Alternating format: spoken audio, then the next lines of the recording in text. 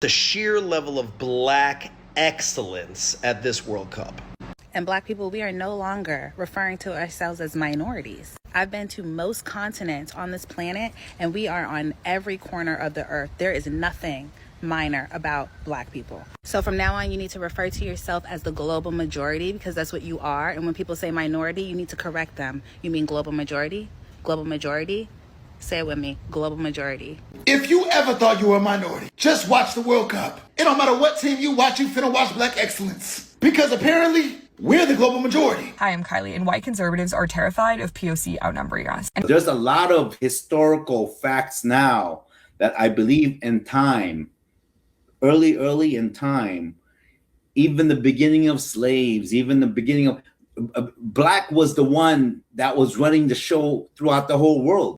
The ironic part is racist people who are sitting down and supporting the USA team in the World Cup are basically supporting black excellence, because black people are dominating the World Cup in European teams, in American teams, all over the world. There's black players everywhere. You love black people. If you're watching this World Cup, there's one thing that we're all seeing. There's black people everywhere. The France versus Senegal game, it looked like Africa versus Africa. Everybody was black. The guy that scored the first goal for Mexico, blacker than me. The goalkeeper for Japan, we'll call him DeAndre Suzuki, black. Norway, Ecuador, black people on both teams. There are black people everywhere.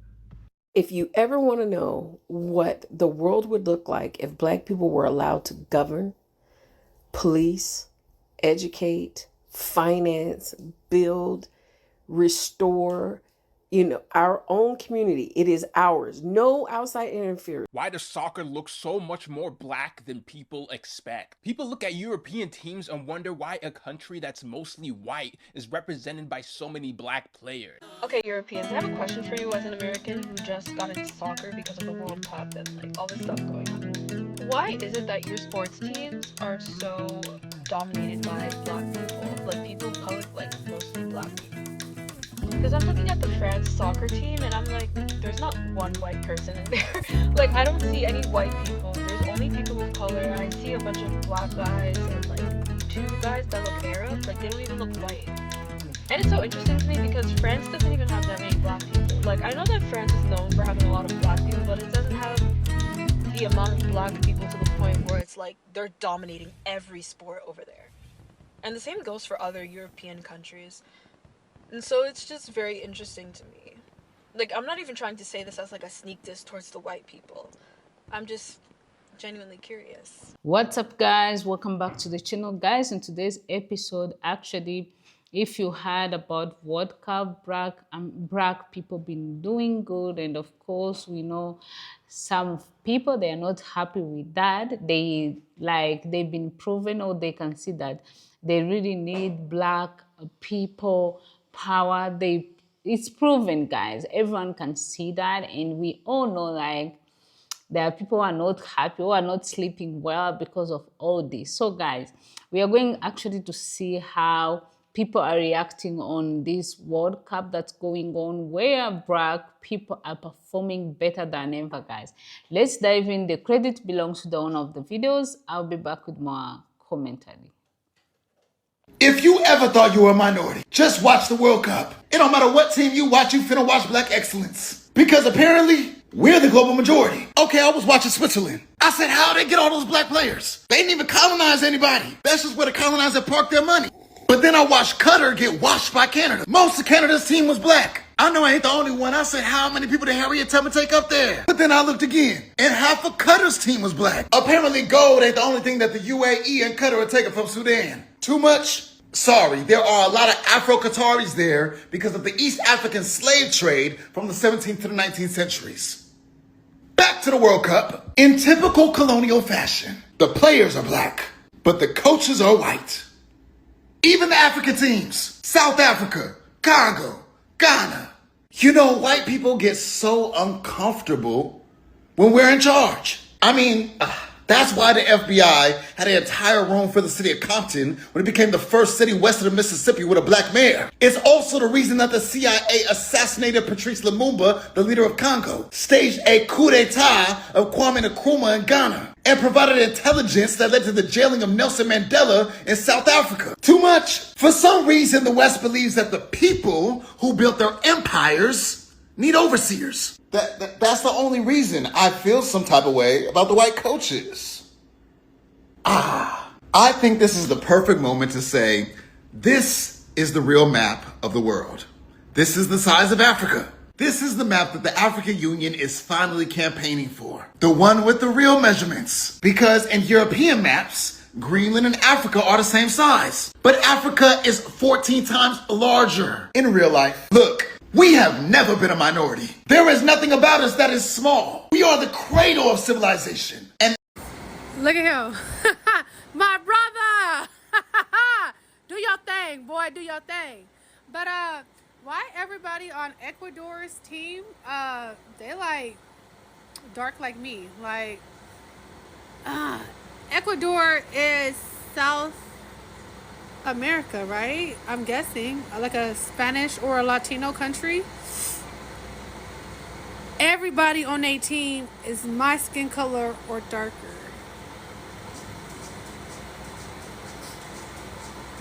And another thing, ain't the game was supposed to start already? Like, it's 6:30.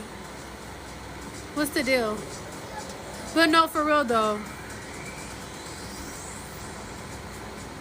It don't matter though, because Mexico's black player, what's his name again? Julian, is gonna outshine all of them anyways. Wouldn't it be amazing if he gets a score again? Like, that'd be so freaking cool.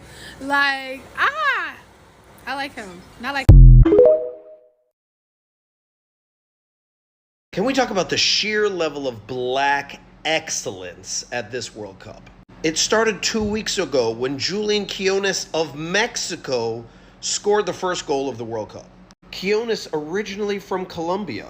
The first goals of the U.S. are from Balogun, who's from Brooklyn, lived a majority of his life in England, and his parents are Nigerian. One of the top scorers in Sweden is Eritrean. Nico Williams is one of the top strikers from Spain, but his brother plays in Ghana.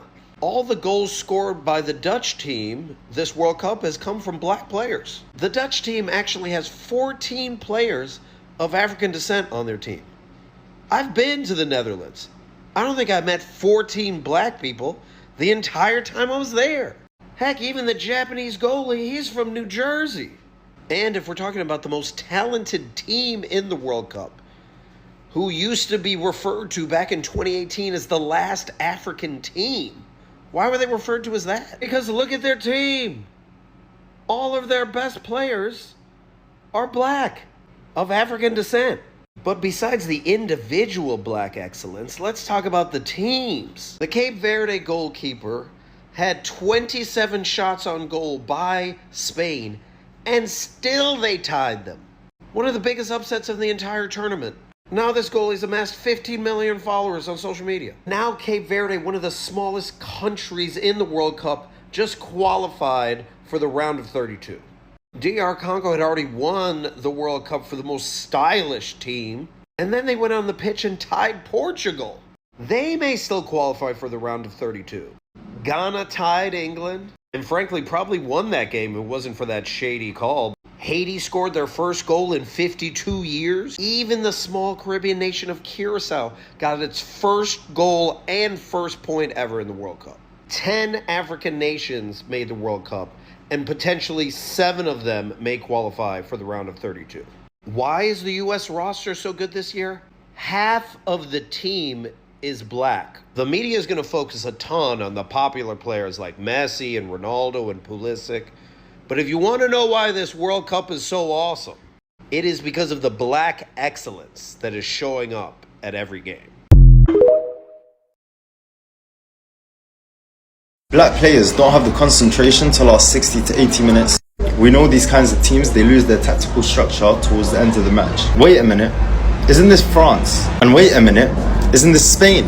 Wait a minute, isn't this Netherlands? And wait a minute, isn't this England? Most of these European teams' best players are actually all black. So how can you say black players can't do this or that? I think it all just came down to luck. European countries got very, very lucky at the end.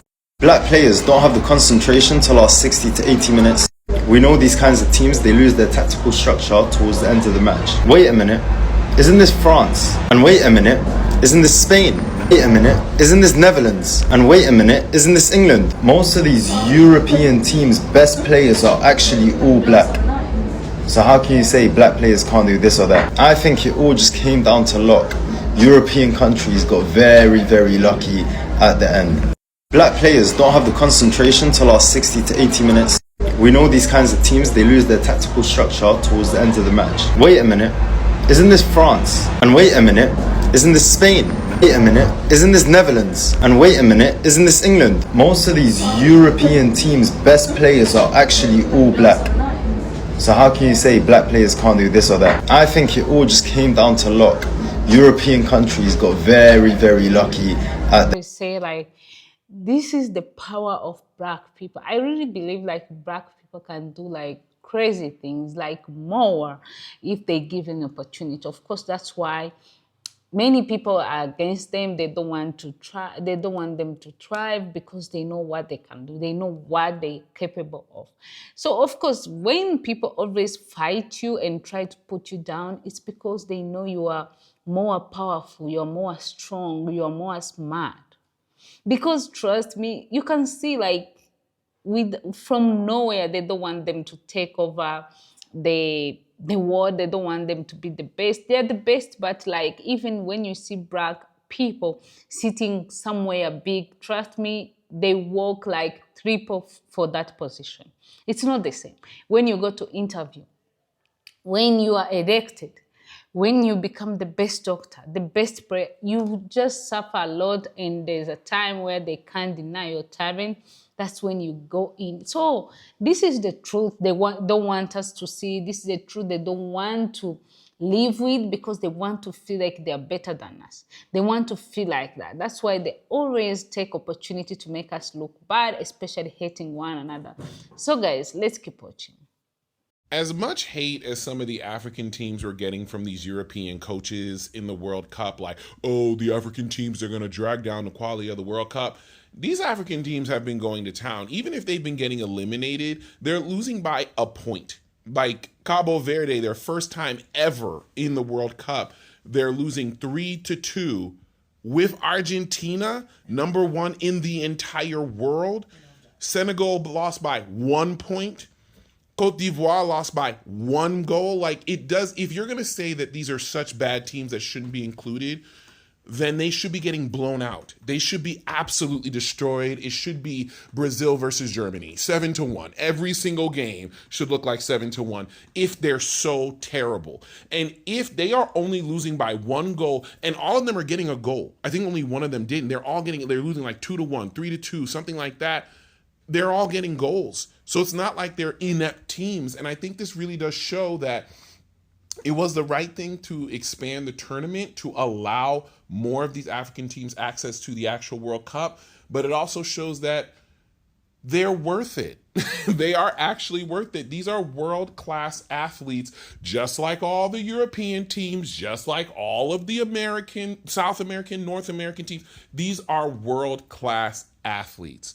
Because Cabo Verde, to be here for the first time, to like actually give Argentina a run for their money, that's insane. For Senegal to go this far, for Ghana to go this far, for Morocco, Morocco's always a good team though, for Egypt to continue on into the round of 16.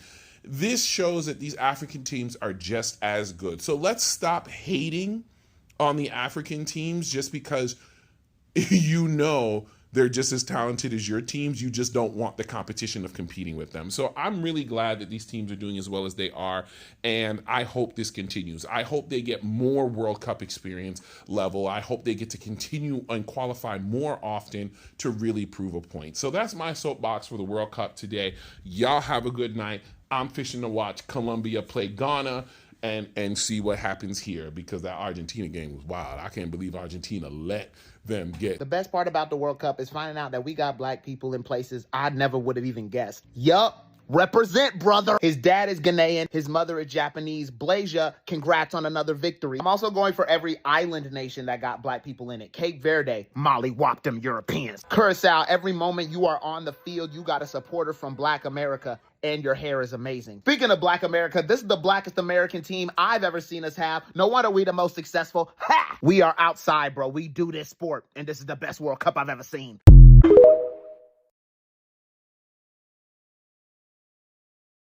I don't know if it's just me, but there's hella black people in the World Cup this year. Like, we've always made the joke that the France national team is all black. But I'm looking at all these other teams, and half of these teams are all black as well. Whether it be obviously black teams like the African teams like Congo and Senegal, but I'm also looking at Canada, half of them are black. Looking at Switzerland, all of them are black. Looking at the U.S. top scorer right now, Balogun. You think his name is Balogun? That's Balogun. That's a Nigerian man. Germany has hella black players, from Leroy Sané to Musiala to Rudiger. The first scorer of the World Cup from Mexico was a black Mexican. England, black. Netherlands, black. Look at Sweden's striker, Isak. That is an Ethiopian man. I know a lot of it is due to immigration or colonialism and multiple different reasons, but I just find it pretty interesting because people are so quick to discredit black people in every other way. Never want us to be in any positions of power, never want us to do anything great. But the second we're doing good representing the country, all of a sudden it's, oh my gosh. Anytime the World Cup comes around, there's always one topic. It's like anytime the World Cup comes around, there's always one topic that seems to come up. Why are there so many African players on the French national team? FIFA's eligibility rules tend to spark a lot of controversy around race, ethnicity, and nationality, so let's break it down. So to explain the difference between the three, let's use Vinny Jr. as an example. Vinny Jr.'s race is black. His ethnicity is Brazilian. He was born and raised in Brazil, but he now has Spanish citizenship as well because he lives and works there. So technically his nationality is both Brazilian and Spanish, but he is Brazilian and he chooses to play for the Brazilian team. And FIFA's eligibility rules state that a player can be a national of a country by meeting at least one of the following criteria: by birth, by parentage, by ancestry, or by residency. And obviously there's rules around this. You can't be Moroccan one year, then a French one year, and then Moroccan again. You can only change your nationality once, and there's still parameters around that. So now that we have all that ironed out, what's the deal with France? So I don't have enough time to explain France's colonial history and post-war labor shortages, and I'm sure a lot of people who ask that question don't even care. But these things, along with political and economic instability, brought people of former colonies to France, and these people had kids that were born in France, which makes them French. And a lot of this has to do with class more than it does race, because yes, anybody can play football, but if you look at teams from nearly every country, a lot of the players are working class and coming from poor backgrounds. Because if you compare the French football team to the French water polo team, it's obviously going to look a lot different. Hello, did we already forget about bleu, blanc, beurre?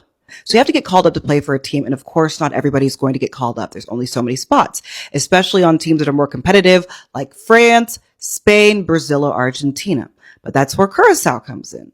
So Curacao is a former Dutch colony, is technically part of the Dutch kingdom. So Curaçao's coach, Dick Advocaat, who also coached for the Dutch team, said, there are many players who dreamed of playing for the Netherlands one day. Some are 23, 24, 25 years old and no longer think about the national team.